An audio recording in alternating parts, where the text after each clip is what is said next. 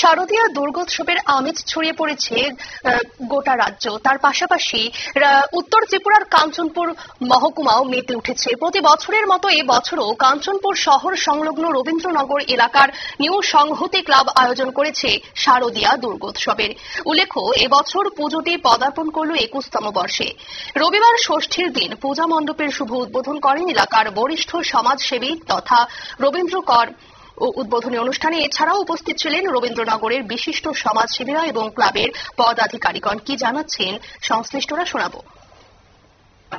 রক্তদান শিবির, বস্ত্রদান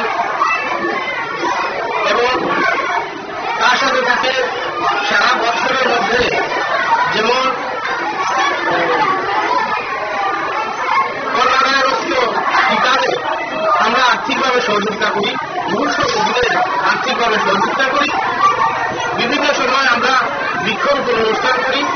সারা বছর আমাদের এই সামাজিক কার্যকলাপ থাকে।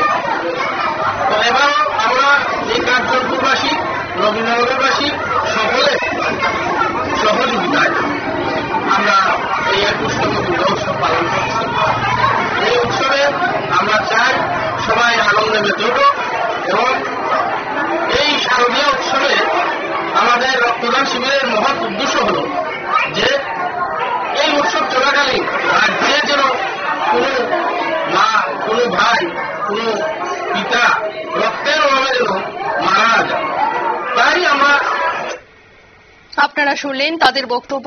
তারা শুধু দুর্গাপূজা উপলক্ষেই নয়, সারা বছরই কিন্তু তারা বিভিন্ন কর্মসূচি, সামাজিক কর্মসূচি তারা হাতে নিয়ে থাকে এবং এই সামাজিক দায়বদ্ধতার এই উদ্যোগ এলাকায় এক অনন্য দৃষ্টান্ত স্থাপন করেছে এবং উৎসবের আনন্দকে মানুষের পাশে দাঁড়ানোর মাধ্যমে আরো অর্থবহ করে তুলেছে নিউ সংহতি ক্লাব।